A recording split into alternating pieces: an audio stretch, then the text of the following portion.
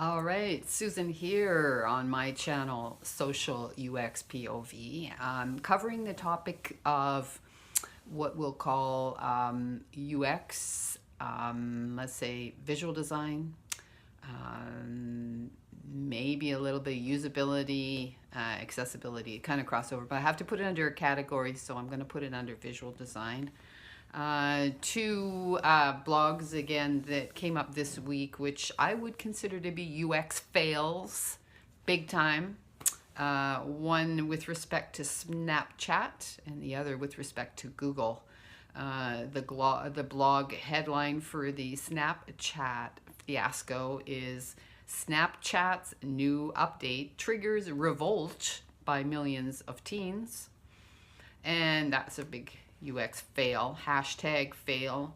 The other one is the blog headline is Google killed its popular view image feature and the internet isn't having it. Interesting to know that specifically with the Snapchat, they've identified that user base, the users as being teens, whereas with the Google one, the internet isn't having it. Well, the internet is a thing, but there are people on the internet, and which particular group is affected by this change.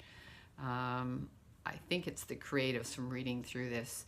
Anyhow, I'm going to take a look at these two and then tie it in with a little bit on intellectual property rights and with the Google part. So first of all, let's take a look at the Snapchat revolt by millions of teens. Basically, have no idea how this, for either one, gets by their user experience team, why they don't do the research up front. Like, how did this even happen?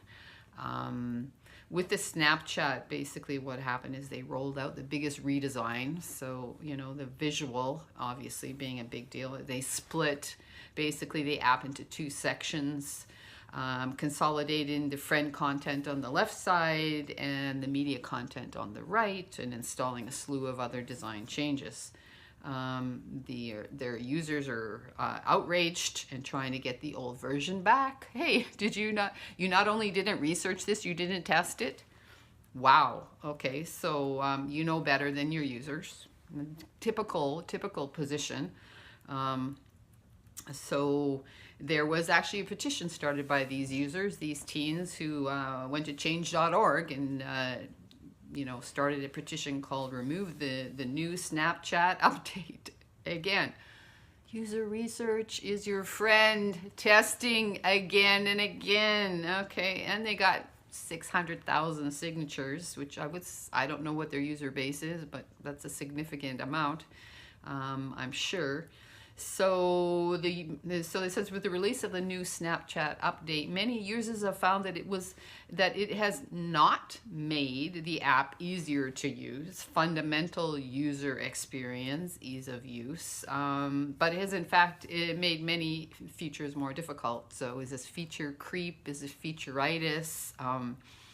They're saying that many of these new features are useless or actually defeat the original purposes that Snapchat had, which again, if you've done your user research, you might know what the purpose was with respect to your users' pain points and their behavior, and now you have, a new purpose, creating more pain.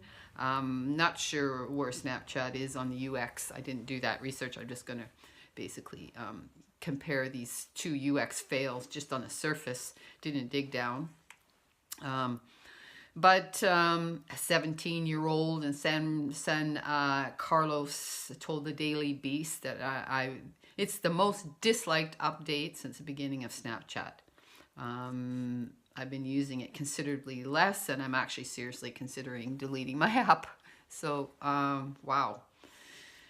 Yeah, so there was something that they had this function called streaks, which everyone seemed to like, and hundreds of thousands of these teens lost their streaks, which they had been maintaining for hundreds of days. They were just sort of up and disappeared, which was, quote, unbelievable for the amount of streaks that were ruined by the update. So again, it just makes me scratch my head, like, These are companies that can afford UX teams to do UX research. I mean, I hear again and again from smaller businesses and startups, they won't even consider thinking, they're very hostile against UX. But you would imagine in this sort of environment with this sort of user base that they would dedicate some funds to UX and do their research and do their testing before they roll these out. Or maybe this is just a news play, I'm not sure. But yeah, a UX fail there. So Google now on the other side killed its popular view feature image. And that, of course, created another outrage because basically people, users, are upset about the decision that makes it harder to download photos. Quote, the search giant removed its popular view image feature Thursday as part of a legal settlement. So here we see there is another stakeholder in play. Whether or not they did any user testing or user research, I think this change was driven by some legal copyright issues, no doubt. The internet with respect to controlling certain accessibility of certain content, certain data. In this case, it was images. So images, I have an arts background. The question of copyright and who owns what is a huge issue. Intellectual property rights, massive in the arts, in the field of art and visual design. So photographers and publishers are frustrated. They say have been long frustrated because their work has been stolen by people who download their photos. And so this change is part of a settlement with Getty Images, which of course is a company that sells stock photos. So we have another stakeholder involved here with their vested interests and money and clout versus, legal lawyers and policy, Google, and then the poor users who basically didn't respond well. I mean, there's a tweet by a user said, cool, so Google got rid of the view image button on Google. Literally the only thing that I ever use. Thanks, Google. This is the feedback. Another tweet, dear Google, please give us back the view image on the image results. Some websites are littered with ads or other stuff, and we'd rather avoid them. Sincerely, everyone. So maybe that's where they got the idea that the internet. And another one, hey, all you artists that use Google for reference images. So, we don't always, as an artist, we don't always rip off other images. It's like if you have to draw a picture of a cat, like what does a cat look like? You want to reference that. It's a visual. You're not going to read a bunch of text. Oh, the cat has 2 ears and whiskers. No, look at an image. That's how we learn. We copy.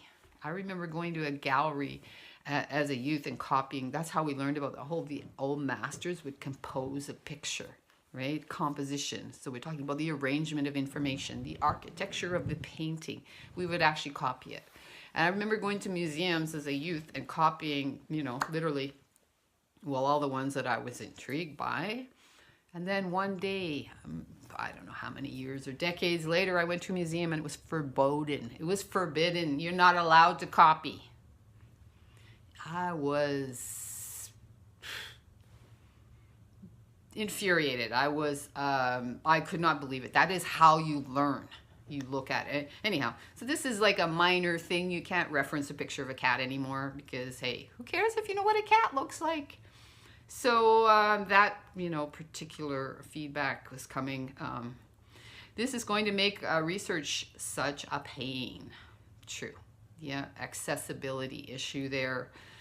Removing the view image option is legitimately one of the workflow crippling things that I've experienced in a while and is so user hostile. Right? How could Google be user hostile? Like, that's the first level, according to Jacob Nielsen, very well respected thought leader who outlines the 10 steps in adopting the user experience in a business. The first level is hostility. A business is hostile. at the beginning. So this user is saying that what Google did, which, you know, is, again, how could they be used? This is a UX fail. They're saying that it is so user hostile that one, either they'll be forced to put it back, or two, an alternative will need to arrive. So anyhow, so that's some of the feedback. You get the idea. But, you know, it's bigger than it runs into economics. It runs into legal issues. It runs into copyright. So ironically, the internet pioneer, one of the internet pioneers, Grateful Dead songwriter, a creative, an artist, a musician, John Perry Barlow died at the age of 70 this past week, February the 8th. A lot of people don't know that he was actually co-founded the Electronic Freedom Frontier. Basically the EFF in 1990. He was a champion of free expression and privacy online. So again, he said, quote, I always saw the internet as a fundamental place for freedom, where voices long silenced can find an audience and people can connect with others. The social aspect, regardless of physical distance. So social UX point of view. So that was his point of view on the internet. And he was also a staunch advocate for the whole issue of copyright and being flawed. Actually, he said at one point that they got the fundamentals, they being probably the legal teams and the Getty Images, the people that try to control artistic expression.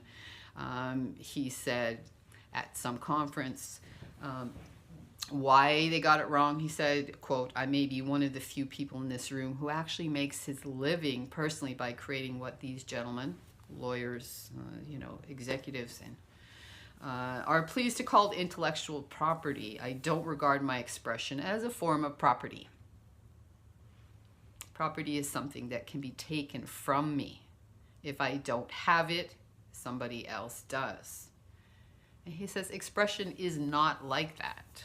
The notion that expression is like that is entirely a consequence of taking a system of expression and transporting it around, which was necessary before there was the internet, which has the capacity to do this indefinitely at almost no cost. So again, speaking from my own experience as an artist, distribution, like the ability to express yourself over a network that encompasses the globe, and you can distribute your message, your image, your music, your writing. This is very powerful stuff. So again, you've got the old school way of thinking, the old businesses, command and control out of a military Eurocentric background.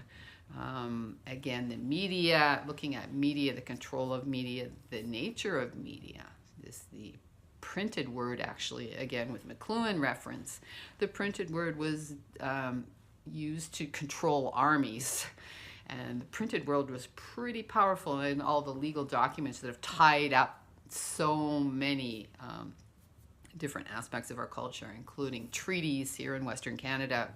And in Canada, we still have arguments. We are a treaty nation. We have treaties that have not been honored. It was a legal tie-up which actually, you know, removed their property. So it's a very thorny and problematic issue, this property rights, physically, land, and intellectually creative. So yeah, that's what he says. So with respect to Google, we're not sure how much of that was influenced. Well, it says in the first line it has to do with a legal matter. So who knows whether they're going to go back on that, the powers that be.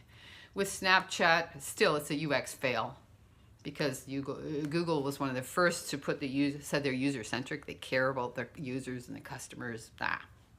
Same old same. Money talks, BS walks. And with Snapchat, well, it's a total UX fail. Like, I guess they don't care about the users, don't care about those teens and their experience. They never bothered to do any user research or testing. So there you got it. This will be under the category of social UX POV hashtag I'm gonna say visual design because basically, you know, images are highly visual, and I guess the interface on Snapchat is, you know, been visually changed dramatically. So thanks for your time. If you like what you hear and you want more, please subscribe. Bye.